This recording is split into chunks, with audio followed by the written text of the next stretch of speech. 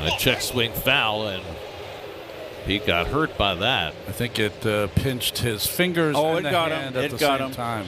And Alonso is coming out of the game. Life is just not getting easier for the Mets, and when I mean that, I mean there is a ton of problems going on in the Mets franchise right now. You have Edwin Diaz, your star closer, has been blowing saves, go on to the IL today, 15-day IL with an injury, and then you have Pete Alonso go and get injured in the middle of this Dodgers series. This was a big hit to the Mets. Pete Alonso seems to have hurt his fingers on this pitch that I'm showing on screen right now, and man, it has been a rough season for the Mets, even to the point where even God doesn't want the Mets to play, because the Mets have the most canceled games in all of the MLB season right now. As I'm recording, it is currently May 29th, 2024. Now this could all change in a week or two, or even a month and a half. Who knows, the Mets may make the playoffs this year, but I think that's not the goal of this Mets team. And today I kind of wanted to address, as early as it is, it's only not even a third way through the season, how bad the season has been for the Mets and how unlucky it's just been. Now going into the 2024 season, a lot of people expected the Mets not to do so well, and I guess that's kind of obvious, right? I mean, we saw last trade deadline when we got rid of a bunch of starters and things like that and got a ton of prospects back in return. This year was seeming to be a rebuild, but in a weird sense, the Mets still kind of wanted to be competitive. I mean, they got JD Martinez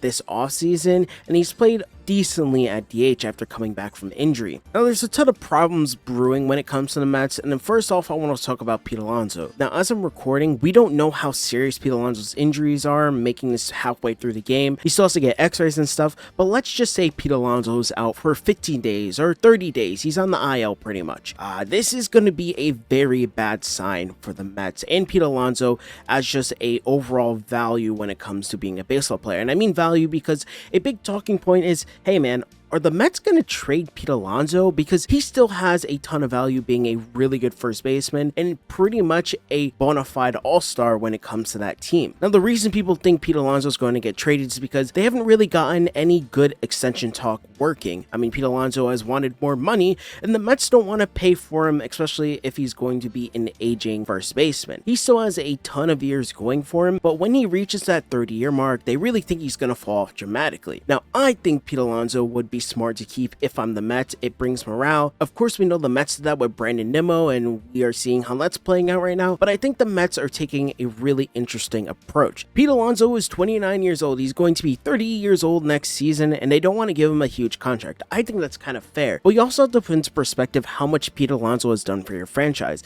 He has home run records, he has been a really good star, and he came up in your system. Now, like I said, when it comes to value, Pete Alonso getting injured could really hurt his trade deadline value, and to the Mets, this is probably a huge deal. Now, Pete Alonso, like I said, is out for 15 days, 30 or 60. That's really bad because you need someone like that in your offense that has been really struggling lately. And honestly, if you're going to trade Pete Alonso at the trade deadline, you're going to want to go out and get maybe some bullpen help or something to help replace when it comes to prospects. And a big thing that I want to talk about is if Pete Alonso gets traded, a lot of people think, hey, maybe the Mets will bring him back in the offseason.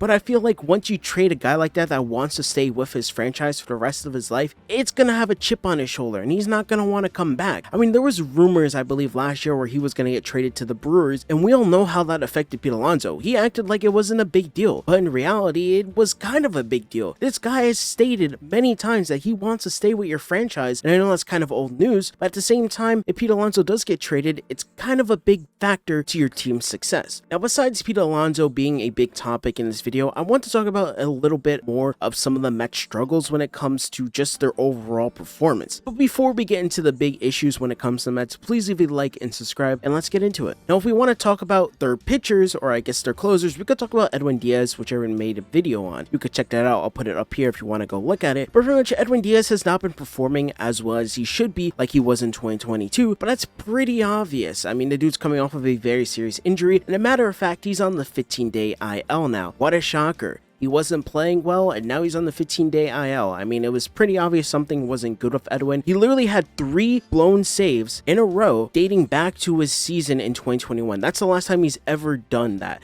He did that this year in 2024. That is insane. You don't see that from someone like Edwin Diaz, in my opinion, and you wouldn't expect that after seeing him in 2022. And besides that, you could talk about a lot of other things, like, for example, Brett Baty and Mark Vientos being a huge topic point when it comes to the Mets. A lot of people think Mark Vientos should have been with the Mets at the start of the season and should have been continuing to get DH at bats, even though you kind of signed JD Martinez in the offseason. Really weird in my opinion, but still, Mark Vientos I think will have a lot of play in the upcoming games just because if Pete Alonso's injury is serious. I assume they're trying to slot him at first base. However, for some reason, they have Brett Baty at first base right now, which is very interesting because Brett Baty's defense has not been the best. If you have been watching this Dodgers-Mets series or even the series before the Dodgers, Brett Baty's defense has been horrible. If we go back to the Giants games, he was missing balls getting hit to him. I mean, there was an error yesterday in the Dodgers game that really mattered when it came to the overall outcome of the game. Now, yesterday's game was a blown save by Adam Ottavino, but that's a whole nother topic because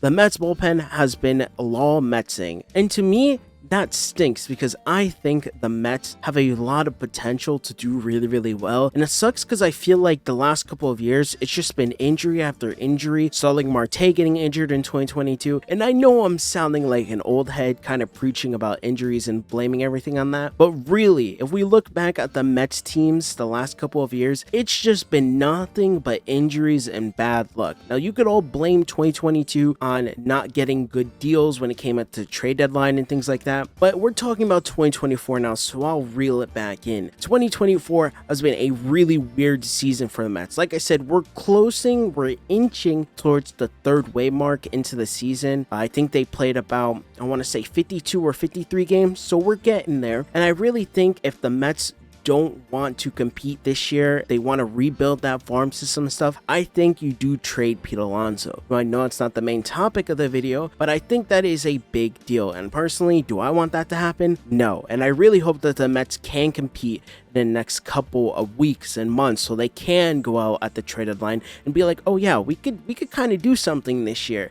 Or if not, if they do end up making the playoffs, they kind of halt the gas and they kind of just like chill because they know they got a ton of prospects in that farm system. They're building them up. I mean, you have Acuna's brother in the farm system, has been doing really well in his division. The dude I think hit a home run the other day. You have a bunch of star players in that farm system starting at single A and double A, etc. I mean, you just let him cook and just let him be, and hopefully in the coming years, maybe 2025, 2026, you come up with a very strong Mets team that you kind of had in previous years. You know, I think if I'm a Mets fan, I'm okay with what's going on. I'm gonna be a bit sad. It sucks. Injuries are always gonna happen, but I think, hey, we have a really bright future ahead of us, and I think we can compete this year, so let's see what happens. We have to have Lindor get back up. We have to get everyone moving cleanly, and that's pretty much it. Thank you guys for watching, and thank you guys for listening. This was just a quick Mets rant because I'm watching the Mets play the last couple of days, and I've been just disappointed and